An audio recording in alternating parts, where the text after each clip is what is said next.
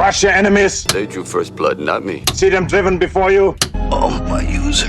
And hear the lamentation of your women. But I pity the fool. Glitter in the dark near the 10-house gate. Oh no. They're here. Oh, real light sleeper, child.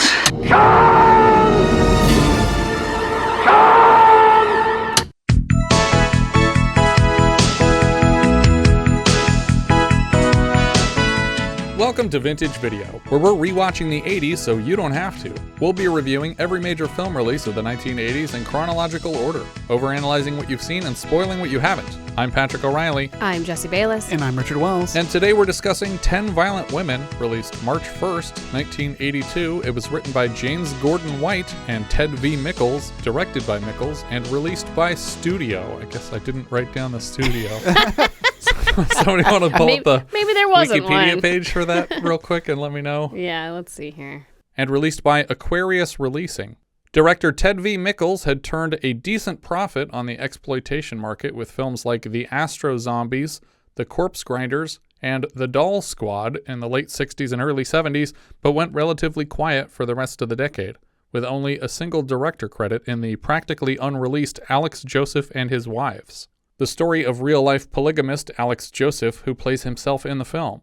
5 years later, Mikels had raised $145,000 to shoot this film guerrilla style on unsecured sets around Los Angeles.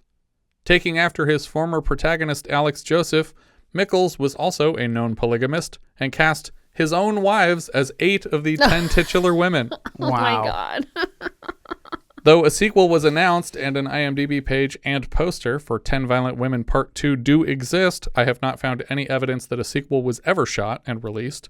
If it was, it's not available anywhere for rent or purchase, but I couldn't find a single frame of footage. Mikels lost a long battle with cancer in 2015, so it's possible the production ended with him. We open the film with what seems like the middle of a third act of a different film, but a title on screen says, "In the beginning, there were 10 good girls." We are out in the mountains with a crowd of women at the mouth of a cave. I think they're supposed to be mining for gold, but they have no equipment at all and are just wearing regular clothes and digging with their hands. Is this gold? I'm gonna dig over there.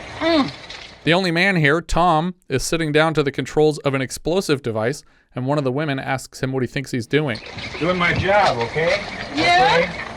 No, you're not. Are you gonna dynamite now? It's my job, right? No, not right. There are women in there. Oh, this is the other wing. Don't worry about it, okay?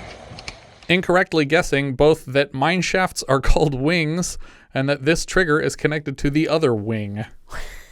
He flips the switch and a bomb goes off in this shaft and smoke pours from the mouth of it. They quickly collect the girls from inside as we hear the mine collapsing. The lighting in the mine is surprisingly accurate in that I can't see anything. One of the girls fires Tom for his mistake, and he tries to steal payment in the form of tearing a shirt off of one of these girls and raping her right here. 3 weeks with no pay. I'm getting something. Get your fat hands off me, sucker! The girls beat Tom unconscious, and one of them tells 2 others that the mine isn't working out. We busted our asses the hard way and got shit. From now on, we're gonna do it the easy way. What way is that? With class. Oh, you mean... Sheila? They all turn to face camera, and we freeze frame for the opening credits to roll. So are they implying that these ladies have been miners for most of their lives? They've been working real hard at this gold mine, digging with their fingers. They were miners for at least 18 years. Yeah. Now they're going to do it the easy way. Right. We see 3 of the girls in town checking their watches as if participating in a synchronized heist. Another title card reads, "Sometime later, with class." 2 of the girls enter a jewelry store where they had made an appointment to see solitaires and solitaire pendants. The salesman calls his assistant Sheila to present to the women the Bismarck collection. Sheila shows one of the women solitaires while the salesman shows the other woman a ring. I just adore that big fat green one. Ooh, our 4-carat emerald set in 14-carat gold. Oh, yes, with diamonds. Do you guys recall the last time we saw a ring with diamonds and emeralds together? Was it green ice? That's right. You will make a ring for me with emeralds, but with a diamond at the core, a wedding ring. Outside, another pair of women argue almost inaudibly, and the store's guard is lured out to settle the dispute. Back inside, Sheila and the salesman have practically dumped their whole inventory on the counters to show off the merchandise.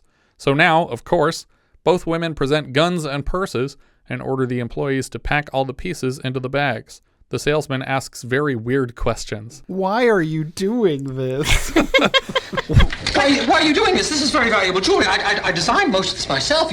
What? Yes. Yeah. I think you answered your own question there, buddy. Why are you stealing these? They're very expensive. It just reminds me of a scene from The Tick when these guys are going to blow up the dam. The idea men is like, what are you planning? Well, we thought we would make a lot of money and then we wouldn't have to work anymore.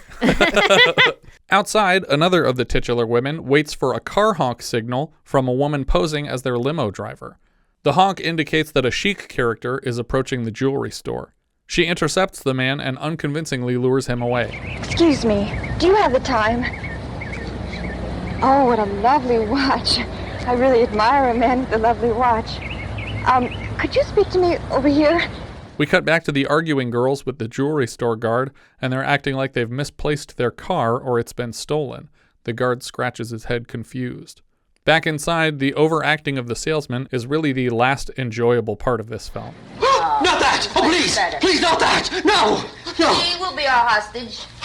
You in the vault. The vault! No, please! Please, not the vault! No, the vault. They take Sheila, the woman from the sales floor, with them and lock the man in the vault. The woman who sidelined the sheik pretends to have questions about camels. I noticed that you were from the east, and we really needed to know, does a dromedary camel have one hump or two? For the record, a dromedary camel has one hump and a Bactrian camel has two. The women all climb back into their limo, complete with costumed lady driver, and a title card labels the moment, The Getaway. The confused guard heads back into the jewelry shop to find an alarm blaring and the salesman missing. Of course, the girls park in an alley and step out to strip down to their underwear to change outfits. When they abandon the limo, they drop a cash tip on a naked man bound and gagged in the back seat. We never explicitly explain this, so I have to assume that they ordered a limo and just beat up the driver when he arrived so they didn't have to pay anyone. That checks out. Back at the jewelry shop, the salesman is chewing out the guard that abandoned him and describing the incident to the first policeman on scene. You bumbling, stupid idiot! I pay you to watch this store, not to chase girls down the street! You've ruined me! I am ruined! Calm down! Nearly $1 million! My best collection! It doesn't occur to him until now that he should also be reporting the kidnapping of his assistant Sheila. The sheik arrives, and the salesman informs him of the robbery, but promises his insurance will replace everything. They cannot replace my master's scarab. He will leave no stone unturned to find his ring. It was a sacred scarab. It took a long time to find. Now it is gone. As the sheik leaves, a title card appears. The chase is on. The girls celebrate their successful robbery with drinks in a parking lot. The sheik somehow tracks down their abandoned limo and the driver inside. Another title, Shootout at Duck Park. At the park, the women decide to compete in a shooting contest with the guns from the heist, and we learn here, when they pull the triggers, that they were using squirt guns the whole time. This is back before squirt guns had to be painted orange on the ends. Now we cut to Vegas by night. A maximum of 8 violent women have more drinks to celebrate getting out of town with their score. One for all and all for us! Then we're in a backyard pool party, and a title says, The Plot Thickens. A shirtless man, Leo the Fence, played by director Ted Mikels, twirls his mustache. A phone rings and his assistant Vicky delivers it. She seems jealous. Joanie negotiates a deal to fence the stolen gems, but Leo specifies that she is to arrive alone to the handoff. Leo the Fence gets another call from a man he owes money, and when he claims not to have it, the guy suggests he get a hold of liquid assets soon to avoid disappointing his mafioso boss Maurice, even specifically suggesting he pay his debt in jewels. One of the girls, Joanie with frizzy hair, meets with Leo's contact in a loud club. Despite Leo's instructions to show up alone, Joanie brings half the girls with her to Leo's office. They also bring all of the jewels. Yep. That's really just dumb. A huge mistake. You bring a sample. To prove you have it. Yes. You get the money and you deliver the rest. I'm sure you guys know this from your years of experience fencing gems. Exactly. Leo's assistant Vicky brings them drinks. She talks like a squeaky cartoon wife, and she still seems annoyed that her man is dealing with so many women. Leo tells her to go out by the pool and leave them to their business. I wish he didn't have to act so mean. He doesn't have to, you know. I mean, he could be nice at least once in a while. Leo tries to pay for the gems with coke, and the girls are not interested. He insists that the drugs are worth $1.5 million on the street. They're not looking for more work and would rather accept cash than drugs that they have to sell. He threatens to call Joanie's old boss Joe and tell him about the deal that he's clearly been cut out of, and Joanie looks frightened. How do we know what it's worth? You take a chance. There's a lot of people out there on the street paying good money for that stuff. It's a hell of a lot easier to sell than jewels. One of the girls actually bothers to sample the coke and then blows a bunch of it in Leo's face. Temporarily blinded, Leo is then bashed over the head by Joanie holding the liquor bottle Vicky brought into the office. As he collapses to the ground, Leo's gun discharges and Liz is shot in the gut. They make a run for it with the drugs and the jewels. Outside, they punch Leo's assistant Vicky into the pool and thank her for the drink they used as a weapon.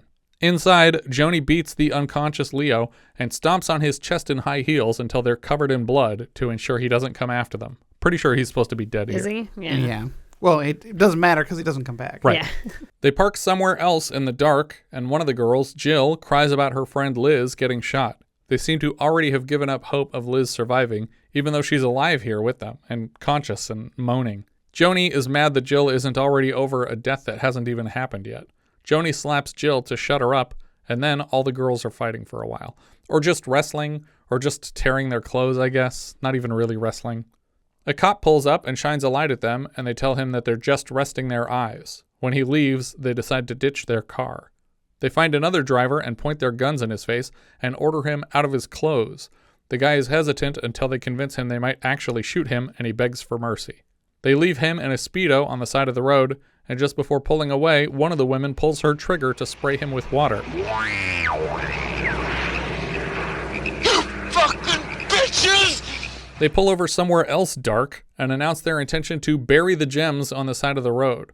We see the sheik pull up and park by their car to watch them bury the jewels. Literally inches deep in the soil. Mm-hmm. Just loose jewels, not even like bagged up nicely. At least I think that's what's happening based on vague moving shapes in darkness. Yeah, this whole sequence was just very impossible hard to see. But also, how did the sheik find them? I don't know. How did he find the limo before? He's like tracking them using like smell. He's like Toucan Sam. One of the girls, Maggie, plucks out, I assume, the beautiful scarab ring to wear, and another, possibly Sam, says it's fine. No idea who, because the only light they brought to set was the waning crescent moon above. A lot of this film works like a radio play, so you're relying on the dialogue to let you know what's happening in each shot. So it's helpful that the subtitles seem to either be random guesses at what's being said or straight up talk-to-text transcription, because it's way off for the entire movie. After they leave, the sheik digs for his boss's ring and is disappointed to find that the most important piece is still missing. Everything but the scarab. The girls go to another club, and Joanie drunkenly approaches a couple guys at a table to try and sell the drugs they bought. But I guess they just stole the drugs. Yeah, they just stole them. They agree to meet with her out back, but she doesn't bring her friends as protection this time. She doesn't even tell them what she's up to. She hands over the entire bag of coke, and then one of the guys flashes a badge. Joanie panics and raises her gun, and one of the cops shoots her down. Another of the titular women, Sam, sees Joanie shot and tells her friends it's time to go, but they're intercepted at the door by the cops, and a title card reads "Busted" as we dissolve to jail. Women's prisons are an entire subgenre of exploitation, and this one celebrates all the regular tropes.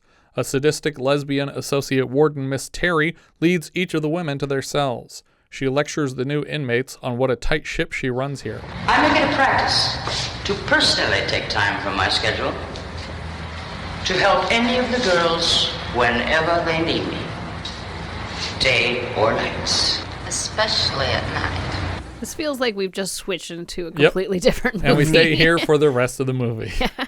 Well, we sort of wrap it up with the sheik at the end, at least. A little bit. She offers them platitudes, but loses her shit when Sam scoffs in the middle of it. Today is the first day of the rest of my life. Oh, shit. God damn it! No one speaks while I'm talking. You understand that? During lockup, another guard, Miss Robbins, warns Sam not to fuck with Miss Terry because she's a hard ass, and Madge, who is either just another religious inmate or the prison chaplain. It's hard to say. In their cells, the girls complain about Joanie getting herself shot and stranding them here. Like their friend didn't die. Mm-hmm. They're just mad at her for getting murdered by police. They're instantly planning a breakout. Well, they've got nothing to hold us on. We're breaking out. Now we see Miss Terry and Miss Cameron, the associate warden from the neighboring prison section, telling Terry what a shitty job she's doing here. A couple other girls in the jail warn the surviving violent women about literally every guard and a bunch of prisoners except Miss Robbins, who previously warned them about Miss Terry. Miss Robbins? Oh, she's nice to everyone. But you can't go against Miss Terry. We've been here over a year. And never heard of anyone escaping. Why is it so difficult? Turns out, the guards are essentially locked in here with the prisoners, and only Miss Terry has keys to the outside doors. One of the girls also mentions a boyfriend on the outside that can deliver supplies if they need. Sam is led by Madge to Miss Terry's room and walks right in. How dare you enter this room without knocking? You will always knock before entering my room.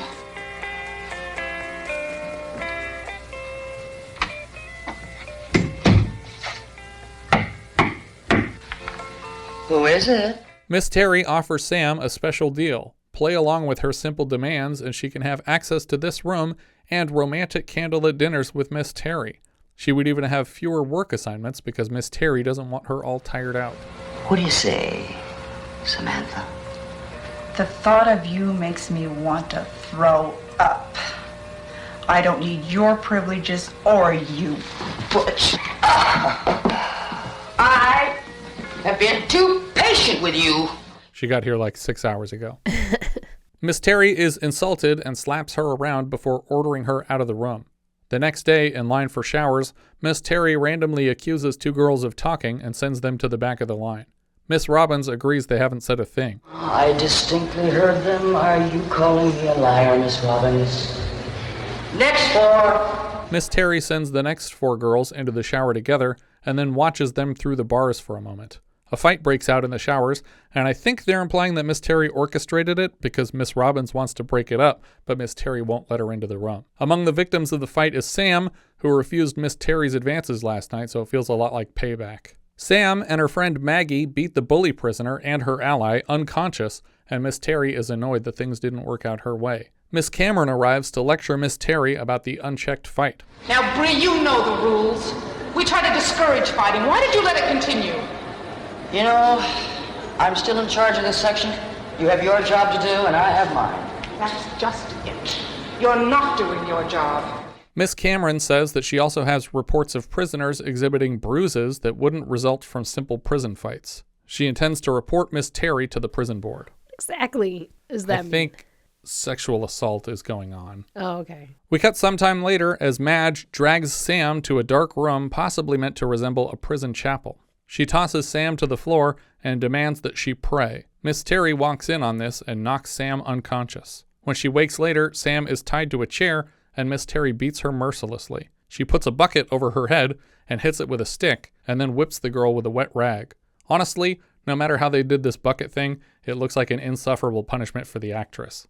The next day, Miss Terry tells all the prisoners that someone stole a knife from the kitchen. When nobody steps forward to admit it, she says they have 5 minutes to turn it in, and another guard finds it almost immediately in Maggie's bunk. Why would you have knives in the kitchen at all? I don't know if they even did. This was just a prop for them to put Maggie in solitary confinement. I mean, they do have knives in, like, Orange is the New Black, but they're, like, counted and put away and locked up and stuff. But, like... I thought they were talking about, like, in the prisoner area, like in like the cafeteria. Utensils? Yeah. Oh, okay.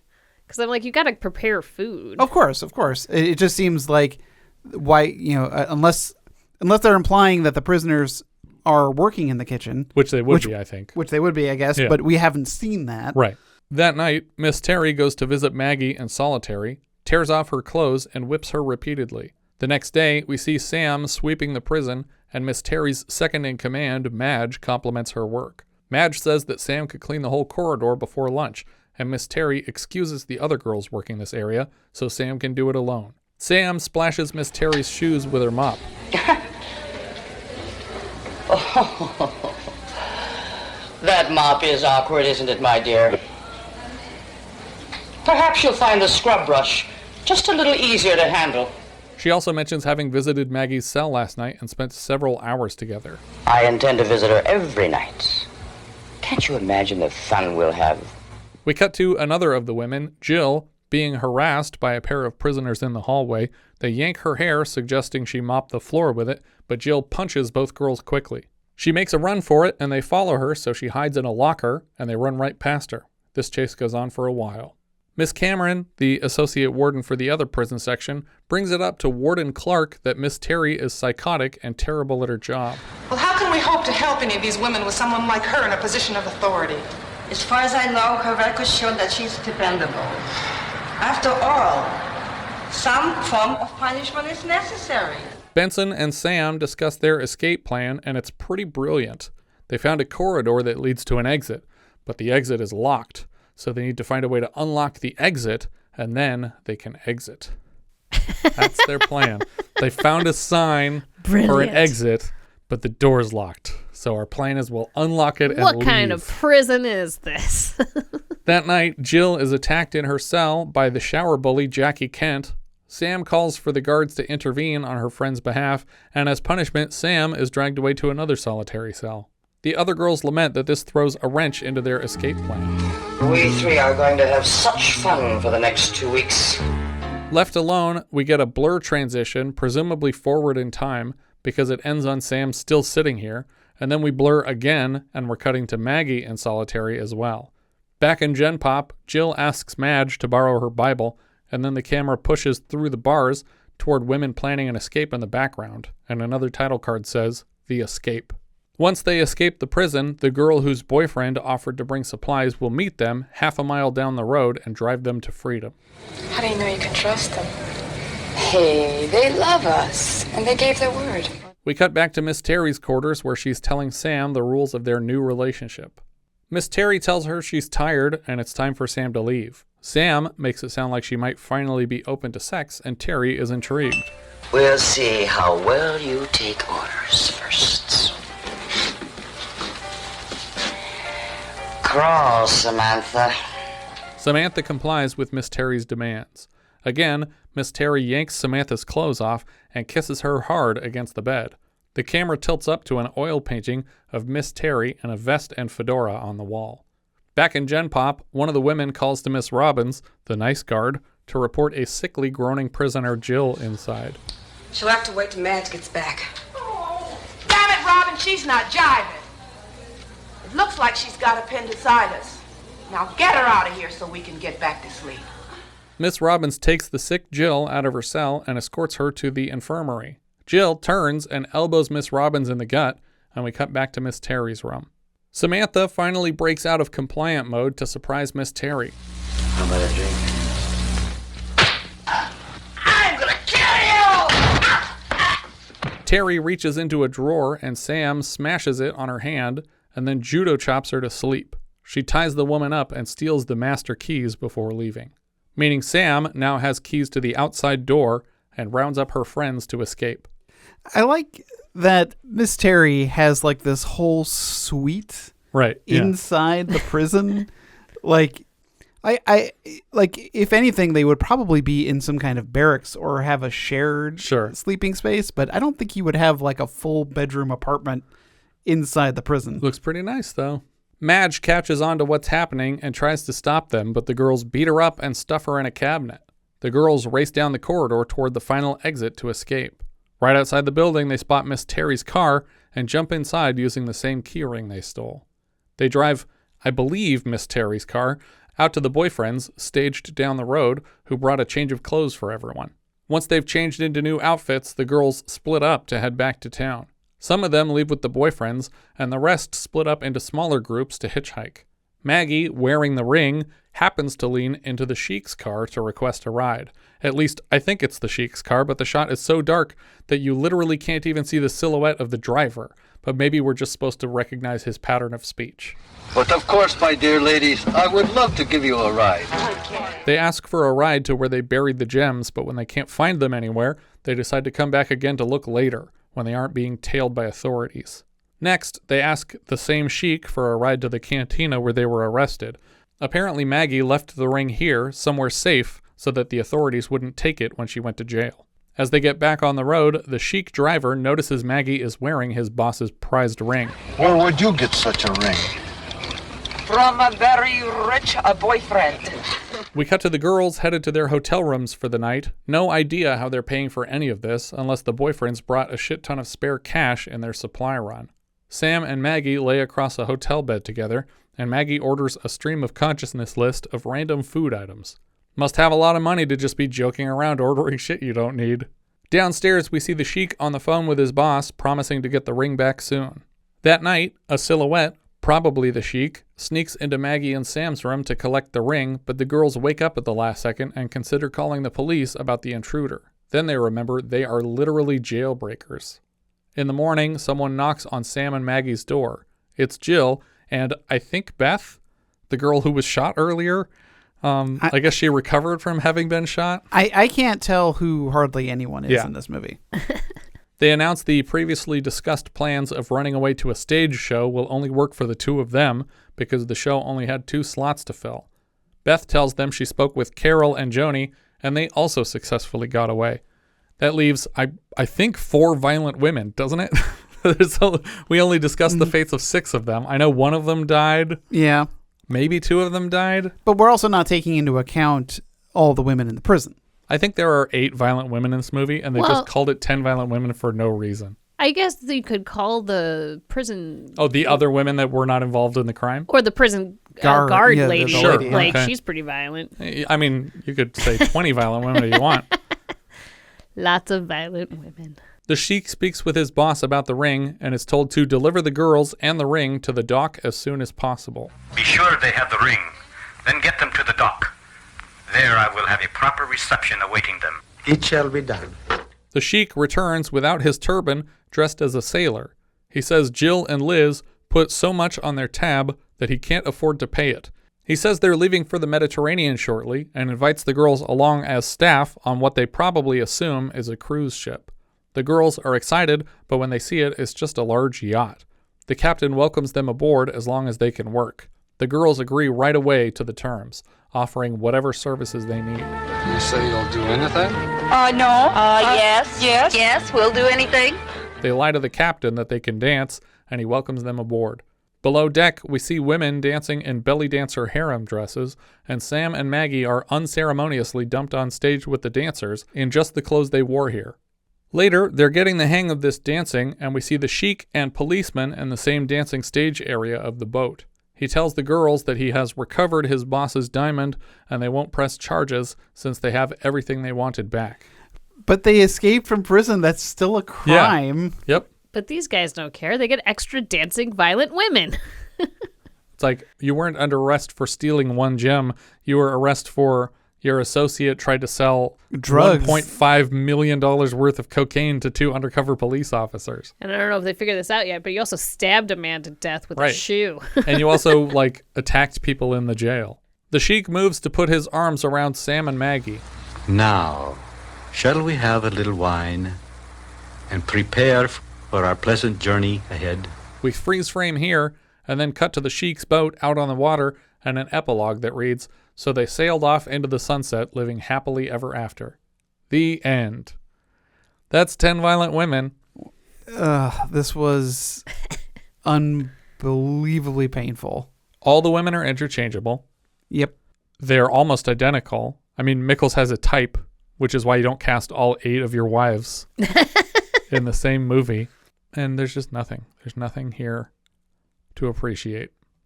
The photography is terrible. Mm-hmm. How anyone spent $145,000, that better have been real Coke for this to have cost $145,000 because there's no other explanation. I could shoot this for free, this week. And I'd only cast 6 of my wives and still pull it off.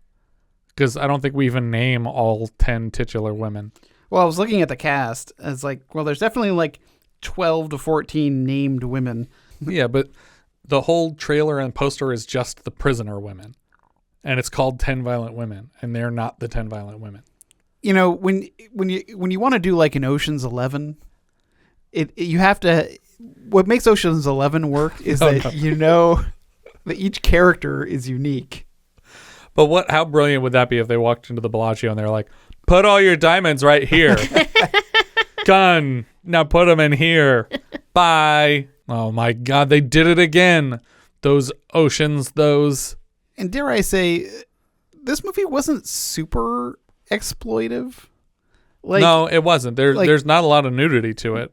I was actually surprised at the lack of nudity. I mean, just because he's a polygamist doesn't mean he's immoral. Yeah, but that's supposed to be the whole point of these movies. Like, I don't know what the draw is if it wasn't boobs. Just ladies. Just ladies in That's general. not enough, Mikels. There's really nothing here to work with, and he didn't really work a lot after this, which is why he's trying to come back and sequelize this 30 or 40 years later, because it's just like, oh shoot, nobody cares about anything else I did. I guess I'll do that thing again. But then he didn't even do it. So, but it's funny in all the interviews that he does where he's like gearing up to do 10 Violent Women Part 2, where he's like, it's about female empowerment and it's about feminism. And it's like, no part of this read feminism to me. It was just like a bunch of ladies who were like, I'm tired of literally digging gold nuggets out of the soil of Hollywood Hills. I'm going to go just walk into a jewelry store and take all the gems. Well, your first mistake was having so many people. That means you have to, any gold you do find, you have to split it 10 ways. Yeah. Like, when Jack recruited MacGyver and Pete, it was just the three of them, But I do think it's funny that they literally have a whole mine dug into a wall and they're like ready to use explosives to make it deeper and deeper. But they're still standing out at the mouth of the cave going, I'm going to dig over there. It's like, what? This is the surface. Well, it's not 1848 anymore. There's not gold just sitting around on the top of the dirt. And what did they promise this guy? Like he obviously purchased explosives. Right. I think he was supposed to blow the other wing. And he just blew up the wrong one, but he still expected his money, even though it's like, oh, I'm sorry I blew up your people instead of the other mine that you paid me to blow up. In 3 weeks? Yeah.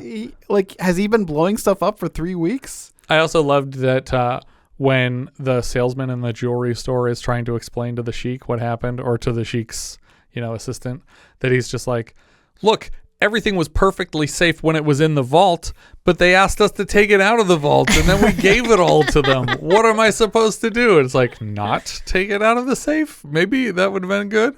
But yeah, there's not much to say about this one. Yeah. Thumbs down. Yeah, big thumbs down. Down. It's a trash movie. What are we thinking, Letterboxd? Oh, that was the easiest one I've done. It's the bottom. It's 31 out of 31. Below personal best. Really? Personal best is amazing compared to this. Yeah, it is. It definitely is. Richard? I also have it at the bottom. 31, just below Death Wish 2. All right. I have it in 31st. That's the bottom of my list also, and that's right under Love and Money. Yeah. There we go. Bottom of the list for all three of us. Our writer, director, and editor was Ted V. Mikels. He was a champion of low-budget horror and sexploitation films. He has directing and producing credits on titles like 1966's The Black Klansman, The Astro Zombies, The Corpse Grinders, and Blood Orgy of the She-Devils before this. Didn't recognize a lot after, except for sequels to Corpse Grinders and Astro Zombies, and it's possible he died in pre-production on a sequel to this film. He also played Leo the Fence in the film. He plays small roles in nearly all of his own films. Earlier this season, we saw his house used as a filming location in The Aftermath.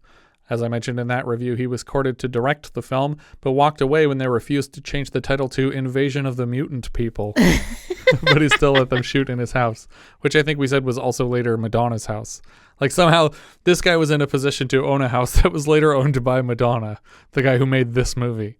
The writer here was James Gordon White. Before this, he wrote Hell's Bells, The Devil's Eight, Bigfoot, and we've seen his work on the show for writing The Incredible Two-Headed Transplant, which he practically remade the following year as The Thing with Two Heads. After this, he has writing credits on Ransom in '88 and Ghostly Obsessions in 2004. The music here came from Nicholas Karras. Before this, he scored Female Jungle, She-Demons, Frankenstein's Daughter, The Astro Zombies, and The Doll Squad. He has soundtrack credits for reuses of his work in Netflix's The Trial of the Chicago 7 and the recent live-action adaptation of Scary Stories to Tell in the Dark. The cinematographer here was Yuval Schusterman. This is their first feature credit, and after this they light The Making of Jaws, and mostly documentary work from there on. Sherri Vernon played Sam. She appeared in previous Mikels titles Corpse Grinders, Doll Squad, and Blood Orgy. Christina de Cattani played Liz. She previously appeared in The Only Way to Spy, but that's it. Sherri Hardin played Joanie. She was Candy in Hollywood High. That's it, other than this. Julie Wakefield played Pam. This is her first film, but she shows up later uncredited in Private School and The Osterman Weekend, and she is later credited in Euphoria. Ann Gabus played Vicky. She's probably the biggest name in the cast. Before this, she was in Massage Parlor Murders, Black Shampoo, and Deep Jaws. So far on the show, we've covered her work in Beyond Evil and Holy Moses, and she's back this season for Best Little Whorehouse in Texas, Friday the 13th Part 3, and Hysterical. Later, she's in Bachelor Party, Bugsy, Twin Peaks, Waterworld, and Showgirls. James Emery played Danny. He has an uncredited role in Rocky 2. We've seen him previously as a trooper in Escape from New York. Steve Bunker de France played Mob Man on Phone. He has mostly stunt credits, but we saw him so far as ambulance driver in Catch-22, husband in Car in Night of the Lepus, and more recently as Lab Man in Butcher Baker Nightmare Maker. Michael McCloskey played Sheik's man, Akeem. Somehow his only other credit is as Seamus O'Shea in Superstar. That's the movie, the SNL movie with Molly Shannon. Barry Hostetler played Man Squirted with Water Gun. He was also a production assistant for the Wyoming sequences of Ghosts Can't Do It. I think that's everything for 10 Violent Women. If you have any thoughts you'd like to share, you can find all our socials at linktree/vintagevideopod. If you enjoy what we're doing, consider giving us a review on iTunes. I don't think it helps visibility, but it's good for morale. And if you really like the show, maybe you should join our Patreon campaign at patreon.com/vintagevideopodcast. Speaking of, what's that sound? We got one! That's right, it's a new patron, Christy Felling. As a $5 patron of the show, Christy now has access to 54 full-size 70s reviews and a hand in choosing next month's film. For September of 1974, our $5 patrons are choosing between the following 12 titles. 11 Harrow House. Aram Avakian's British heist thriller comedy adapted by actor Charles Grodin from the novel of the same name from Shoot the Moon novelist Gerald Brown. It tells the story of a diamond merchant blackmailed into a diamond heist by a group of jewel thieves. It stars Charles Grodin, Candice Bergen, James Mason, Trevor Howard, and John Gielgud. Big Bad Mama. Steve Carver's action crime sexploitation film from producer Roger Corman about a mother and daughter's crime spree interrupted by a romance between Mama and a bank robber. It stars Angie Dickinson, Tom Skerritt, William Shatner, Susan Sennett, and Robbie Lee. Blood-Spattered Bride. Vicente Aranda's Spanish horror film based on Joseph Sheridan Le Fanu's 1872 vampire novella, and from which Tarantino's Kill Bill saga gets its second chapter title. It tells the story of a newlywed haunted by the ghost of a killer bride from centuries in the past. It stars Maribel Martin, Simone Andrea, Alexandra Bastedo, and Rosa Maria Rodriguez. Coonskin. Ralph Bakshi's animated crime satire lampooning elements of blaxploitation films and Uncle Remus folktales. It tells the story of Brother Rabbit taking over Harlem's organized crime and clashing with Italian crime families and police. It stars Philip Michael Thomas, Barry White, Charles Gordon, and Scatman Crothers. Homebodies. Larry Eust's dark comedy horror film about the elderly tenants of a condemned building who fight back against developers, first with words and then with murds, by which, of course, I mean murder. It stars Peter Bracco, Francis Fuller, William Hanson, Ruth McDevitt, and Paula Truman. Juggernaut. Richard Lester's British suspense thriller about a mad bomber who targets an ocean liner in the North Sea and the men in charge of preventing disaster. Famously adapted later into the plot of MacGyver Season 1, Episode 14, Countdown. It stars Richard Harris, Omar Sharif, Freddie Jones, David Hemmings, and Anthony Hopkins. Julia. Siggy Rothman's erotic drama about a frustrated incel in pursuit of a disinterested young virgin woman. It stars Sylvia Christel, Jean-Claude Boulon, Terry Tarai, and Gisela John. Lady Snowblood Love Song of Vengeance. Toshio Fujita's Japanese revenge thriller sequel to the first Lady Snowblood, released mere months earlier, based on characters from the same manga but with an original story since there was no manga left to adapt. It stars Miko Kaji, again in the lead, as well as Yoshio Harada, Juzo Itami, and Kazuko Yoshiyuki. Phase 4. Celebrated graphic designer Saul Bass's lone feature film directing credit, a science fiction horror film adapted from H.G. Wells' Empire of the Ants about a team of scientists fighting back against a colony of ants who have developed a hive mind and rise up against the human race. It stars Nigel Davenport, Michael Murphy, Lynn Frederick, and ants. Scenes from a Marriage, Ingmar Bergman's dramatic observation of the waning years of a marriage, based on his own experiences and edited down from a 6-hour miniseries. It stars Liv Ullmann, Erland Josephson, Bibi Andersson, and Gunnar Lindblom. The Swinging Cheerleaders, Jack Hill's comedy-drama sexploitation film about a journalist who infiltrates a cheerleading squad and stumbles across a conspiracy involving the school's football coach. It stars Joe Johnston, Rainbow Smith, Colleen Camp, and Rosanna Caton. And The Thirsty Dead, Terry Becker's horror film about girls being kidnapped by a death cult using their blood to fuel immortality. It stars Jennifer Billingsley, John Considine, Judith McConnell, and Tanny Guthrie, each of which will be celebrating their 50th anniversaries in the month of September. Thanks so much for listening, and I hope you'll join us next time when we'll be discussing The Comeback Trail, which IMDb describes like so. 2 producers risk losing their company by insuring an old cowboy star to make a new Western, but the old star proves more resilient than expected. We leave you now with the trailer, if there is one, for The Comeback Trail. The first of the Dumpo films is called Dumpo Rides the Range. You heard a joke about the cowboy who was playing ping pong and he swallowed a ping pong ball. So the doctor cut him here, cut him here, cut him here, and cut him here. He said, "What's the idea, Doc?" He said, "That's the way the ball bounces." I didn't think it was that bad. I play horses myself. I played the horse so slow, the jockey kept a diary of the trip.